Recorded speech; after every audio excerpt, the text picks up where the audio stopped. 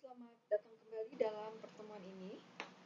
Kali ini saya akan membahas tentang komunikasi dalam pekerjaan, di mana ini adalah salah satu hal yang penting untuk mensubscribe Elita LTV, dan terima kasih atas subscribe-nya.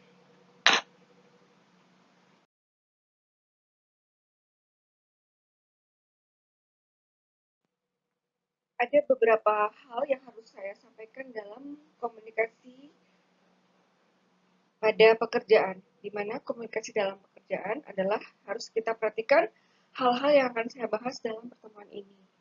Berikut adalah penulisan surat lamaran kerja dan resume atau kurikulum vitae.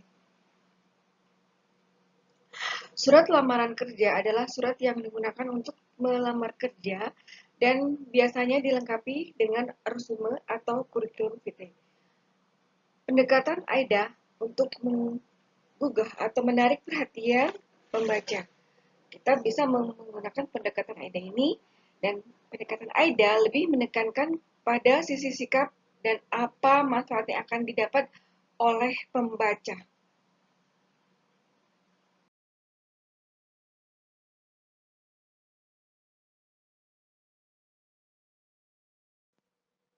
AIDA itu adalah singkatan dari attention, interest, dan desire, serta action. Jadi A adalah attention, I adalah interest, D adalah desire, E adalah action. Mari kita membahas satu persatu. Apa itu AIDA? 1. Perhatian atau attention. Yakinkan pada pembaca bahwa Anda memiliki sesuatu yang bermanfaat atau dapat menumbuhkan rasa tertarik bagi pembacanya. Yang kedua, ketertarikan atau interest. Ini harus menarik perhatian pembaca dengan menjelaskan relevansi pesan-pesan yang disampaikan kepada pembaca. Yang ketiga, keinginan atau desire. Harus dapat menumbuhkan hasrat atau keinginan pembaca untuk mengetahui lebih jauh tentang apa yang dituliskan dalam lamaran. Yang keempat, tindakan atau action. Ini harus memberikan saran kepada pembaca untuk mengambil suatu tindakan.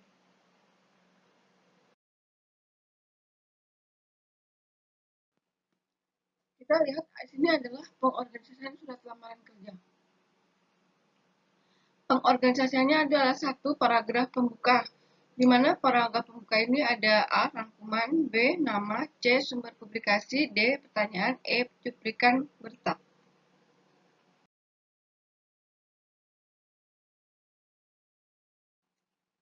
Dua. Paragraf pertengahan.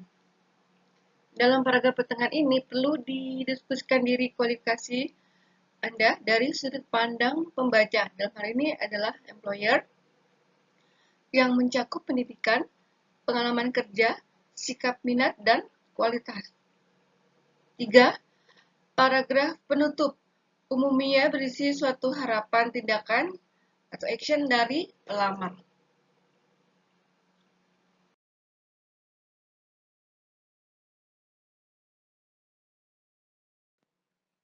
Tips untuk pelamar kerja. 1. Anda harus mempunyai kualifikasi atau pengalaman kerja untuk posisi pekerjaan yang dikehendaki. 2. Bangkitkan minat terhadap kualifikasi yang Anda miliki. 3. Tunjukkan hal-hal yang positif. 4. Usahakan surat lamaran Anda rapi dan menarik. 5. Tulislah surat dari sudut pandang pembaca, bukan penulis. 6. Tekankan hal-hal yang membedakan dengan pelamar lainnya.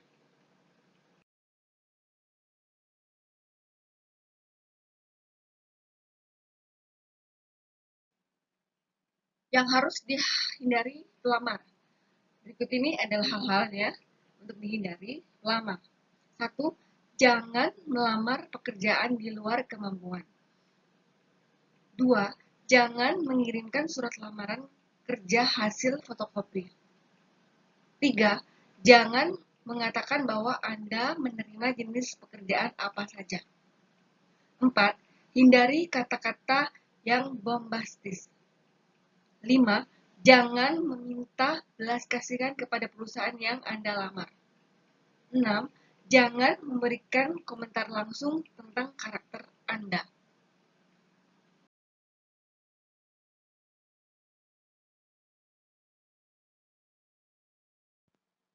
Ini adalah contoh surat lamaran kerja menggunakan pendekatan AIDA.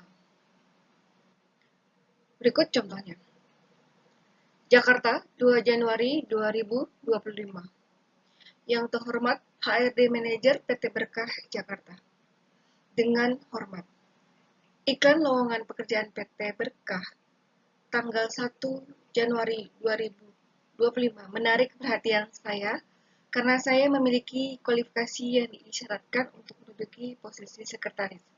Di samping memiliki kemampuan berbahasa Inggris, baik lisan maupun tulisan, saya juga mampu mengoperasikan sistem komputer yang Bapak gunakan saat ini. Saya berusia 23 tahun, belum menikah, dan memiliki kesehatan yang sangat baik. Saya lulusan Universitas ABCD, program studi manajemen dengan indeks prestasi 3,7. Saya dapat berkomunikasi dengan bahasa Inggris, baik pasif dan aktif seperti yang diisyaratkan. Pada saat ini saya adalah sekretaris PT Karya Sukses dengan pengalaman 2 tahun. Saya sedang mencari kesempatan kerja lebih menantang untuk memperluas wawasan dan pengalaman sebagaimana Bapak tawarkan. Saya sangat gembira jika Bapak berkenan memberi kesempatan dan mempertimbangkan prestasi dan kualifikasi saya. Panggilan untuk wawancara, Bapak sangat saya harapkan. Hormat saya, XXX Sarjana Ekonomi.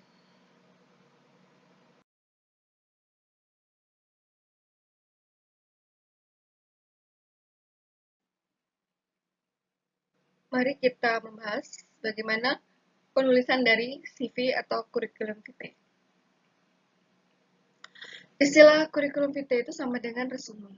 Menurut KJB, CV adalah presentasi penjualan formal diri Anda yang sangat penting.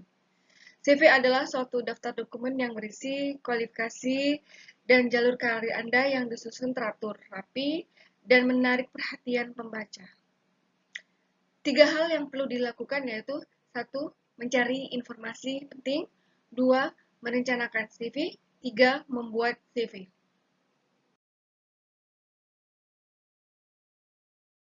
Mari kita bahas satu persatu yang seperti yang digunakan dalam slide ke-9 di atas. 1. Mencari informasi penting.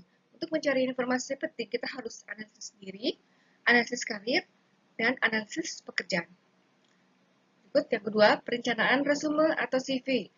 Hal yang perlu diperhatikan adalah tujuan karir dan informasi pribadi serta referensi. Yang ketiga, pembuatan CV. Itu menekankan kompatibilitas kualifikasi Anda dan prospektif persyaratan kerja.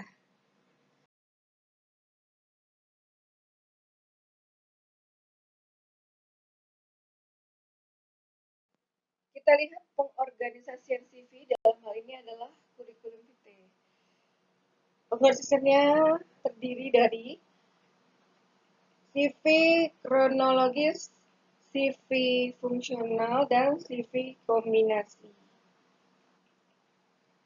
CV kronologis ini didasarkan pada kronologisnya, yaitu pendidikan dan pengalaman sebagai judul isinya. CV fungsional ini disusun atas dasar fungsi-fungsi dalam organisasi yang dapat dilakukan dengan baik.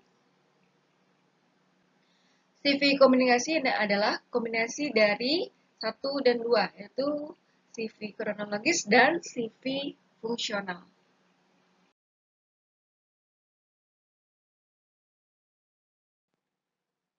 Yang harus diingat, pastikan kualifikasi Anda memenuhi job requirement dan sesuaikan secara spesifik CV Anda dengan job requirement kembali. Intinya, tujuan utama dalam membuat CV bisa tercapai yaitu mendapatkan panggilan interview. Dan langsung harus ingat pula bahwa Untuk mencoba chip CV itu yang anti mainstream ya, yang kekinian ya. Jadi yang lagi hit itu kita harus bikin supaya lebih menarik dari perhatian pencari kerja.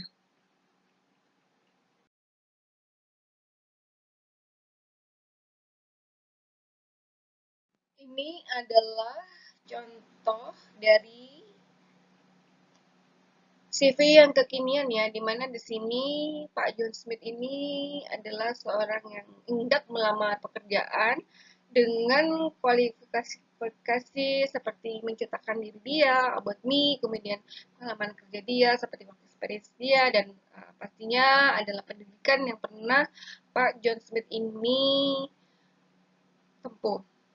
Sini juga Pak John Smith itu menceritakan kontaknya dia, kemudian nama pribadi, pengalaman kerja, sampai kepada media-media sosial yang dia punya, supaya semua mengajak dia untuk sama-sama bekerja. Dan Pak John Smith sendiri dari CV yang dia buat kekinian ini, maka perusahaan lain juga mengajak dia untuk bekerja.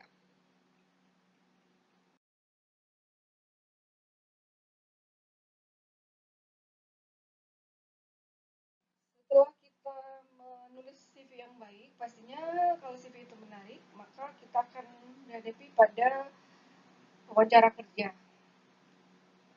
Wawancara kerja atau interview ini merupakan salah satu cara yang sangat penting bagi suatu perusahaan dalam menyaring pelamar yang masuk.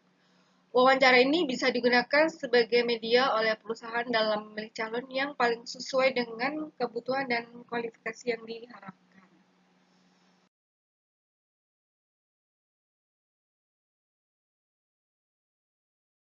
Tujuan dari wawancara kerja. Ya, tujuannya adalah untuk mengetahui kepribadian pelamar dengan mencari informasi yang relevan yang dituntut dalam persyaratan jabatan. Kemudian tujuan berikutnya adalah mendapatkan informasi tambahan yang diperlukan bagi jabatan dan perusahaan. Lalu membantu perusahaan untuk mengidentifikasi pelamar yang layak untuk diberikan penawaran kerja.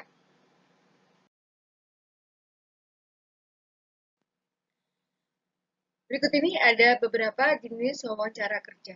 Jenis wawancara kerja ini berdasarkan tempat dan cara wawancaranya, terdiri dari A. Wawancara seleksi, B. Wawancara telepon, C. Wawancara di kampus, D. Wawancara di pameran kerja. Berdasarkan bentuk dan tujuan wawancara, terdiri dari A. Wawancara terstruktur, B. Wawancara terbuka, C. Wawancara kelompok, D. Wawancara stres.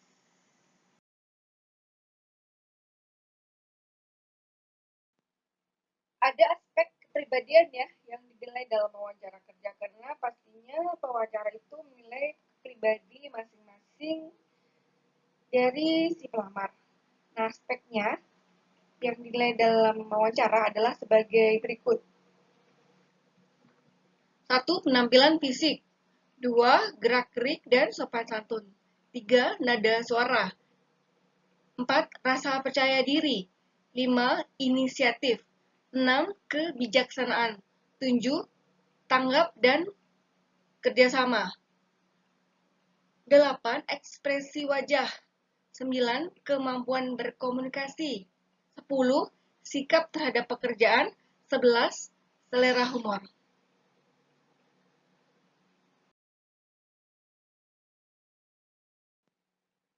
Berikut ini adalah persiapan dalam wawancara kerja. Untuk persiapan wawancara kerja terdiri dari 1. Datang tepat waktu. 2. Bersikap yakin. 3. Siapkan sertifikat dan surat-surat penghargaan. 4. Berpakaian dengan sopan dan rapi. 5. Bersikap tenang. 6. Tunjukkan kemampuan diri Anda namun jangan berlebihan. 7. Tunjukkan minat dan kesungguhan Anda.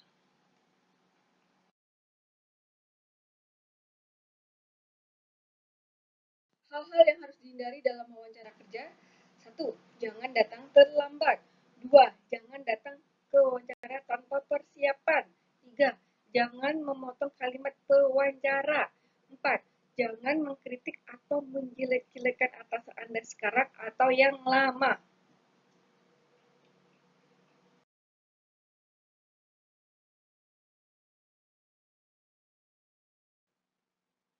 Hal-hal lain yang perlu diperhatikan dalam wawancara kerja. 1. Pastikan sudah mengetahui tempat wawancara. Jika tidak diberitahukan lebih dulu mengenal jenis pakaian yang harus dipakai, maka gunakan pakaian formal, bersih, dan rapi. Usahakan tiba lebih awal. Yang kedua, gunakan bahasa formal, bukan bahasa gaul. Ajukan beberapa pertanyaan bermutu seputar uraian pekerjaan pada posisi yang Anda lamar dan bisnis perusahaan secara umum. Ini seperti produk unggulan, pesaing utama, pangsa pasar, dan lain-lain. 3. Akhiri wawancara dengan menyatakan apakah yang harus Anda lakukan selanjutnya. Yang keempat, ucapkan terima kasih kepada pewawancara atas waktu dan kesempatan yang diberikan kepada Anda.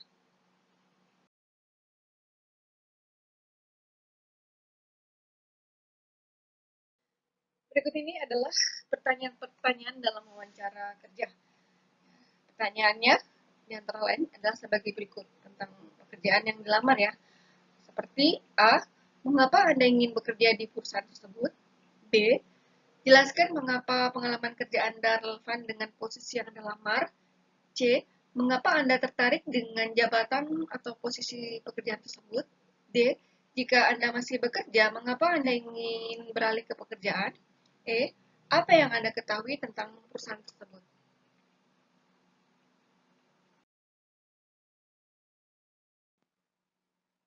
Tentang pendidikan dan latihan. A. Mata kuliah apa yang Anda sukai dan paling Anda tidak sukai, dan mengapa? B. Apakah kuliah atau pelatihan yang Anda peroleh membantu pengembangan karir Anda? C. Bagaimana pandangan Anda tentang pendidikan yang Anda peroleh di perguruan tinggi? D. Apakah Anda merencanakan untuk melanjutkan studi?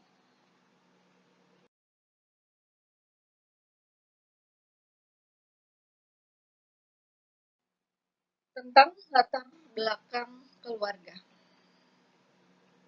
A. Apakah pekerjaan orang tua Anda? B. Apakah pendidikan terakhir orang tua? C. Bagaimana pendapat orang tua terhadap karir yang Anda pilih?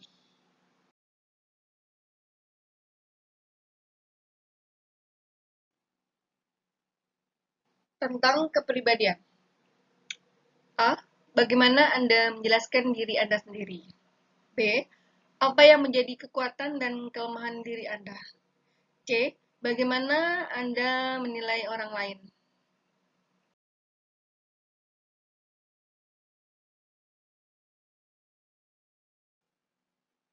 Tentang tujuan karir Anda. A. Apakah tujuan jangka panjang bagi karir Anda? B. Bagaimana Anda dapat mencapai tujuan tersebut? C. Mengapa Anda merasa cocok dengan bidang Anda sekarang? D. Apa posisi atau kedudukan yang Anda harapkan untuk masa yang akan datang?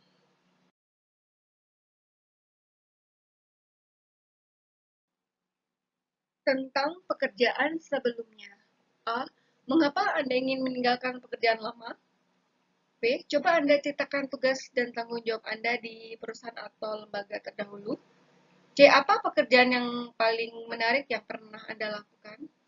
D. Apa pekerjaan yang paling tidak menarik yang pernah Anda lakukan?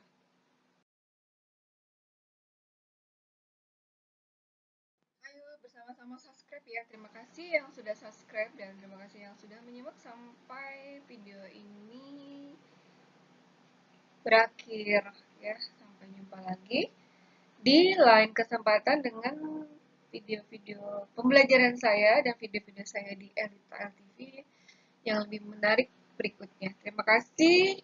Jangan lupa subscribe.